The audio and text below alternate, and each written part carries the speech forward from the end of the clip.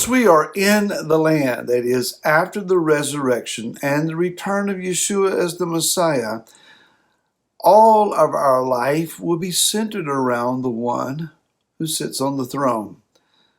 This is Barry Phillips with 10-Minute Torah, day number 2 of the Torah portion, Tavo. Let's go back to Devarim, chapter number 26, and let's begin reading verse number 3. And you shall come to the one who is priest in those days and say to him, that one in my opinion will be Yeshua, I shall declare today to Yahweh your Elohim that I have come to the land which Yahweh swore to our fathers to give to us. The priest shall take the basket from your hand and place it before the slaughter place of Yahweh your Elohim. You shall answer and say before Yahweh your Elohim, my father was a Persian Aramaean. He went down to Mitzrayim and sojourned there with a few men. There he became a nation great, mighty, and numerous. But the Mitzrites did evil to us and afflicted us and imposed hard labor on us. Then we cried out to Yahweh our Elohim, the Elohim of our fathers, and Yahweh heard our voice and saw our affliction, and our toil and our oppression. Yahweh brought us out of Mitzrayim with a strong hand and with an outstretched arm, with great fear, with signs and wonders. He brought us to this place and has given us this land, a land flowing with milk and honey. Now, this is the testimony of the righteous, how that they were delivered. We talked yesterday about the supernatural means by which it could be that you and I will be transferred from our land of exile to the land of Israel, to the land of our inheritance. And knowing then that it is by supernatural means that we have come to the land, and that the very nature of our beings has been changed, we should have then no doubt as to who this Redeemer, this mighty one from the heavens who has come to the earth, who he really is and what his identity is. He will be sitting on the throne of David, of King David, in Jerusalem. And there he will rule the earth. So even as an immortal, incorruptible individual, there are things to be doing, as it says here in the Torah, that we will bring a basket of our first fruits to him, and we will rehearse this ancient testimony of how that you and I were delivered. It's going to be an awesome thing.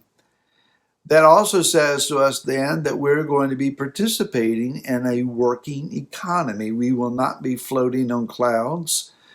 We will not spend our days with our feet in the river of life or even the Jordan or Yarden River.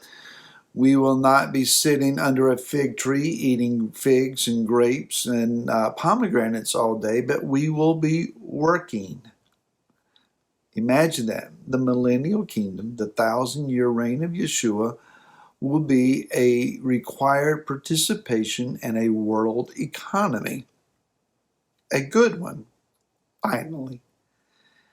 And so we will all share in the same testimony. What does this say to us? That is that while we will be recognized as individuals, we will also be participants in a community of people, a nation of people. That is, our identities will go from being rugged individualists, fascinated with the tenets of personal independence, to being one who is thrilled. Let's use that word. We will be thrilled. We will be encouraged. We will be happy to be a part of this incredible, glorious community. That is that maybe while we do not have all things common, as is in communism, nonetheless, we will be a functioning community of individuals. Though we have things individually, we share them freely among ourselves, and all are filled, all are full, and all have their needs met.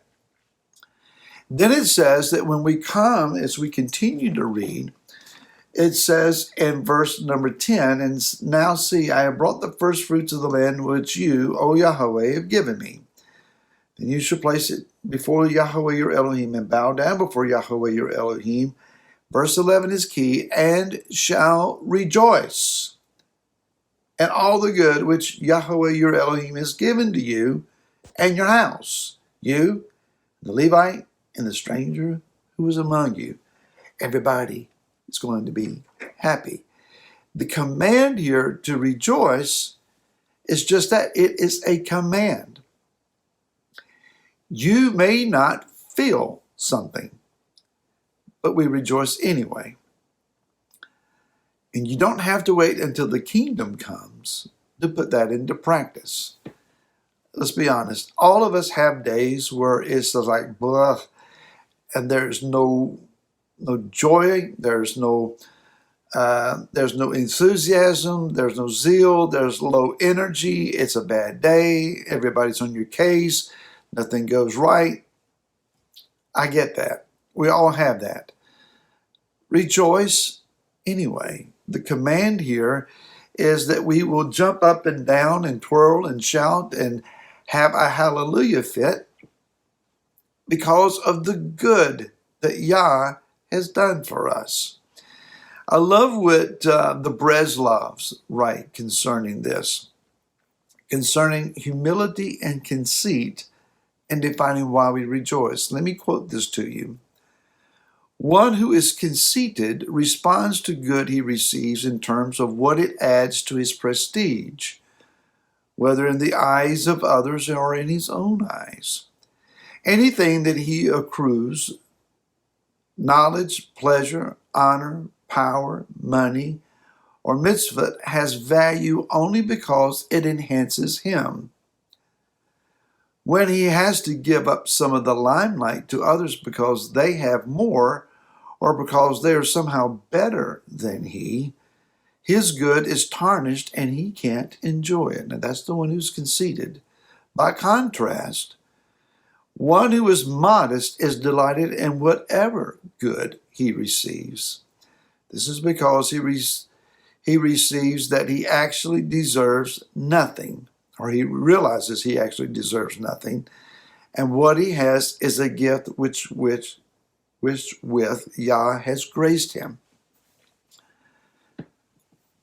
We rejoice not because it adds to our esteem or our notoriety or our acclaim or applause, not because it makes us feel better about ourselves, but rather we rejoice because I didn't have to get anything, didn't ask for anything, and yet this overabundance of Yah has been granted to me.